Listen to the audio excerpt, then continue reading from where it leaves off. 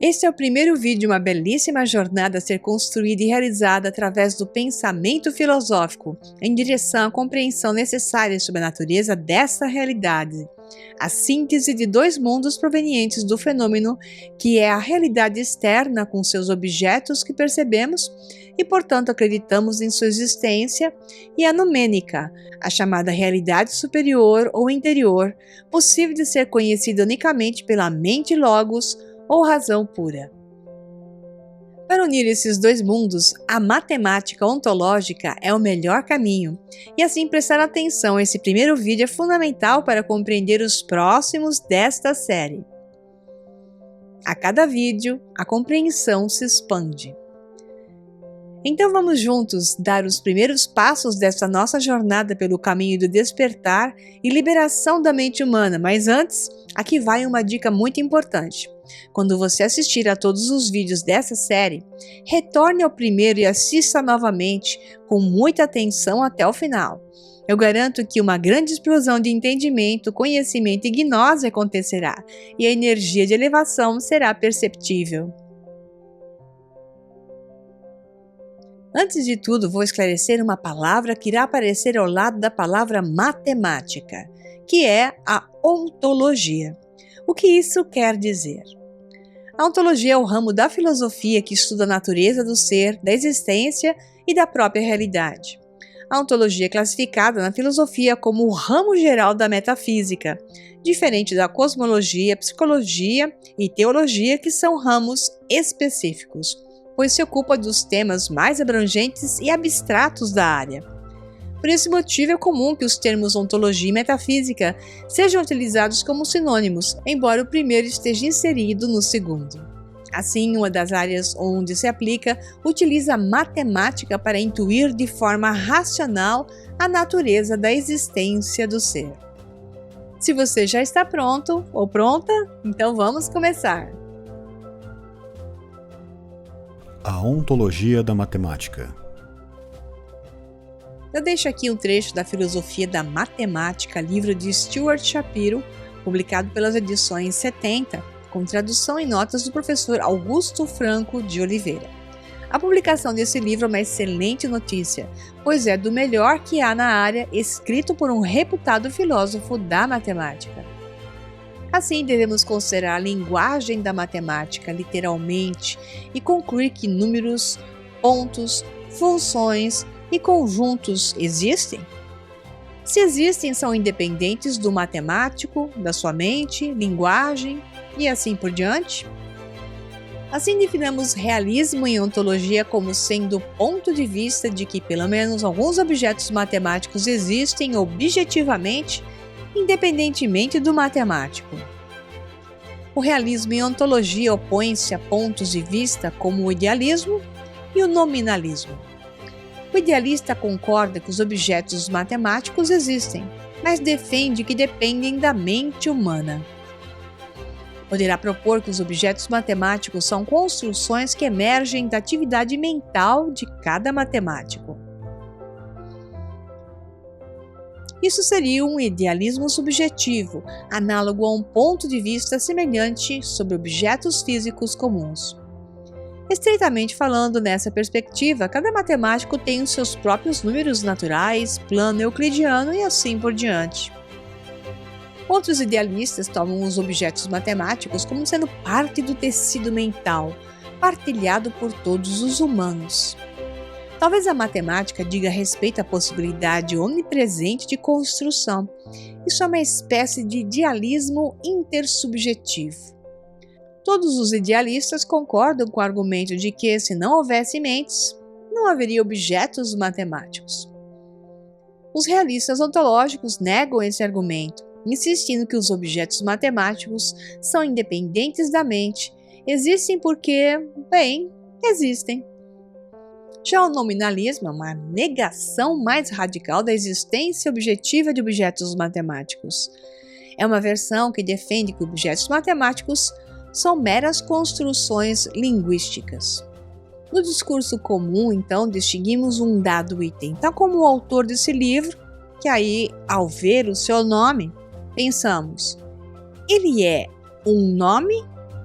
Ou é o nome que é alguma coisa além e que representa o autor desse livro? Assim, Stuart Shapiro não é a mesma coisa, ou não é o mesmo que você colocar entre aspas o nome Stuart Shapiro. Um é uma pessoa e o outro é um par de palavras.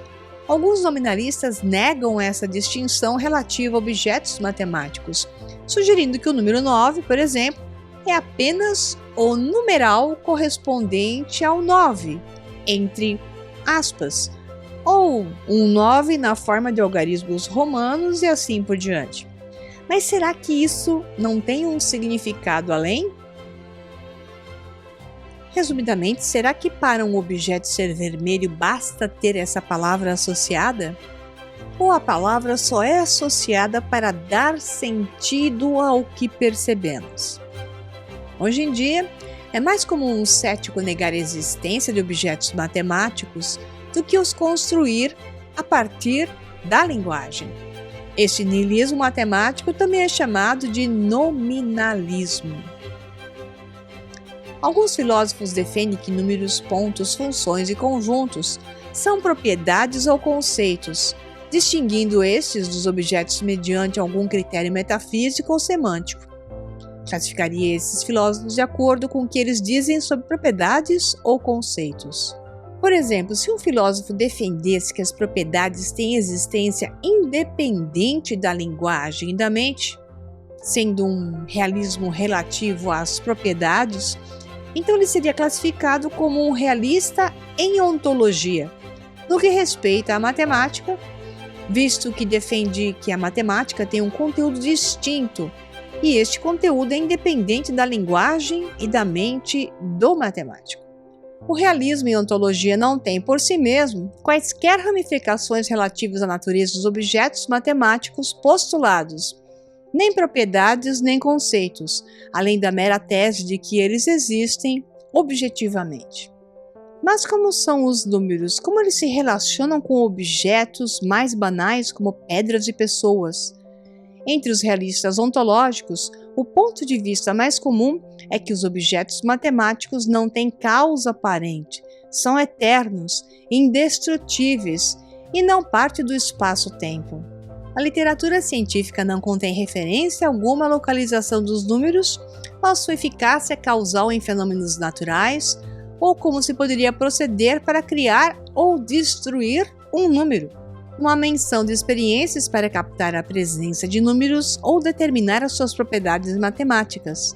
Tal discussão seria patentemente absurda.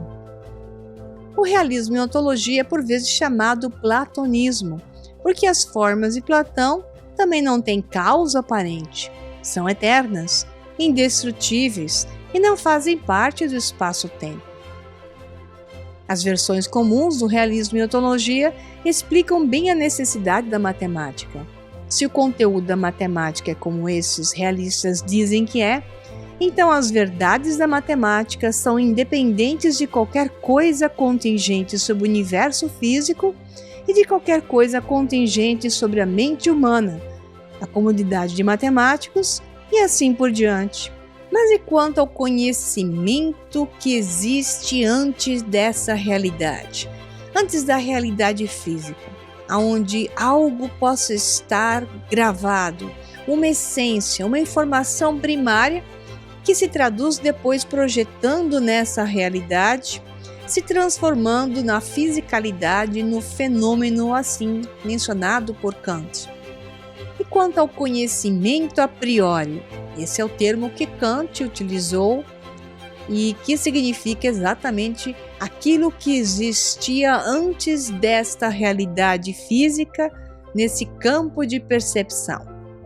A conexão com Platão poderá sugerir a existência de uma conexão quase mística entre os seres humanos e o reino matemático, desprendido e abstrato. Essa faculdade, às vezes chamada intuição matemática, leva supostamente ao conhecimento de proposições matemáticas básicas, tal como os axiomas de várias teorias. Nesse caso, a analogia é com a percepção sensorial, que leva ao conhecimento do mundo externo. Kurt Gödel, 1964, parece ter isto em mente com sua sugestão de que alguns princípios da teoria dos conjuntos se nos impõem como verdadeiros. Visto que, presumivelmente, a conexão entre a mente e o reino matemático é independente de qualquer experiência sensorial, a manobra quase mística tornaria o conhecimento matemático a priori por excelência. Apesar da autoridade de Gödel, todavia, os filósofos contemporâneos rejeitam essa intuição matemática direta. Essa faculdade está praticamente ausente na tese naturalista do conhecedor humano como organismo físico no mundo natural. De acordo com o naturalista, qualquer faculdade epistêmica reivindicada pelo filósofo deve ficar sujeita ao escrutínio científico comum. Quer dizer, um filósofo cientista não pode invocar uma conexão direta entre a mente e o universo matemático enquanto não tiver encontrado uma base natural científica para ela. Uma tal base parece bem improvável se os números, pontos e assim por diante forem tão eternos e sem causa como o realista típico diz que são. Como vamos estabelecer uma ligação a tais objetos? Assim, talvez o platonista tenha ido longe demais com essa conexão mente-matemático via intuição matemática. Com a rejeição de uma conexão quase mística, todavia o realista ontológico fica com um mistério epistêmico profundo. Se os objetos matemáticos são parte de um reino matemático destacado, eterno e sem causa aparente, como é possível aos seres humanos obterem conhecimento dele? Parece próximo de um dado imutável que possuímos pelo menos algum conhecimento matemático, seja ele qual for. Se o realismo em ontologia é correto, o conhecimento matemático é conhecimento de um domínio matemático abstrato sem causas. Como esse conhecimento é possível? Como podemos saber qualquer coisa acerca do universo matemático supostamente desprendido?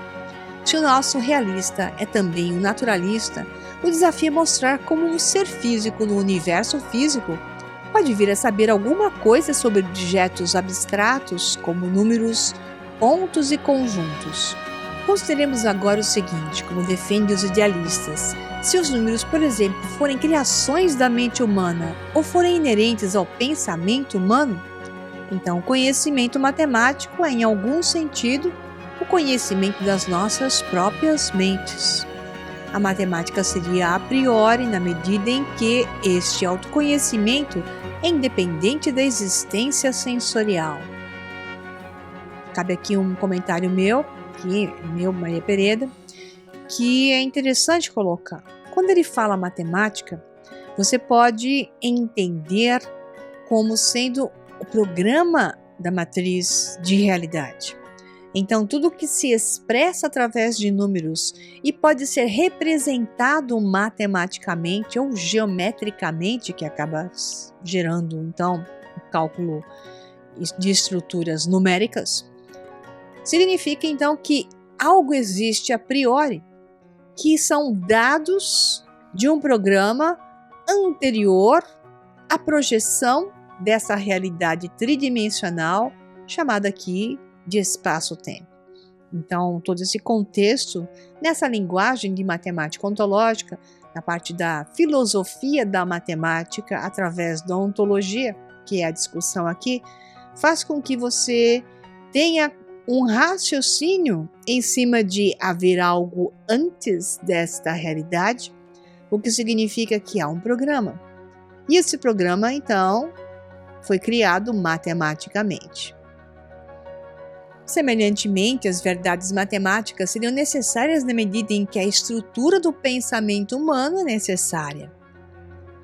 O maior problema de pontos de vista como esse é enquadrar a visão postulada dos objetos matemáticos e o conhecimento matemático com o reino pleno da matemática, tal como ela é praticada academicamente. Há infinitos números naturais, e até mais números reais do que números naturais. O idealista deve enquadrar o nosso conhecimento dos números reais e naturais com a finitude aparente da mente. Se os objetos matemáticos são construídos a partir de itens linguísticos, então o conhecimento matemático é conhecimento da linguagem e, portanto, é também uma linguagem. Não é claro o que adviria da tese de que as verdades matemáticas são necessárias e conhecíveis a priori. Isso dependeria dos pontos de vista nominalista sobre a linguagem. O conhecimento matemático seria conhecível a priori, na medida em que o nosso conhecimento da linguagem seja também a priori. Aqui, novamente, o problema principal é o de reconciliar este ponto de vista com o vasto campo das matemáticas. E é aqui que entra o campo da matemática ontológica, um comentário meu fora do texto, uma área rejeitada pela academia científica, pois eles desejam lidar apenas com o que conseguem mensurar.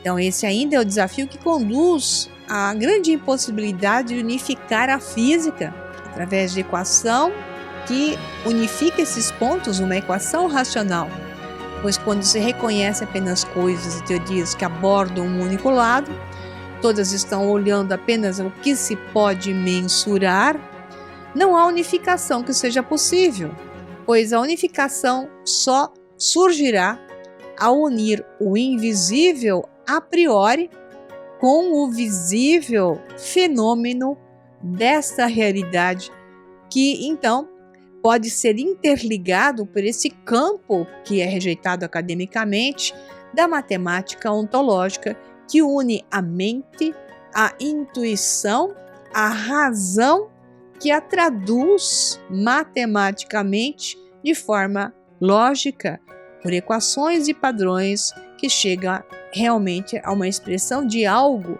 que provavelmente existe. Então, esse é o fim de um trecho baseado no livro do professor Stuart Shapiro, que é fundamental para você entender o próximo vídeo e assim por diante. Abraços e até a próxima aula.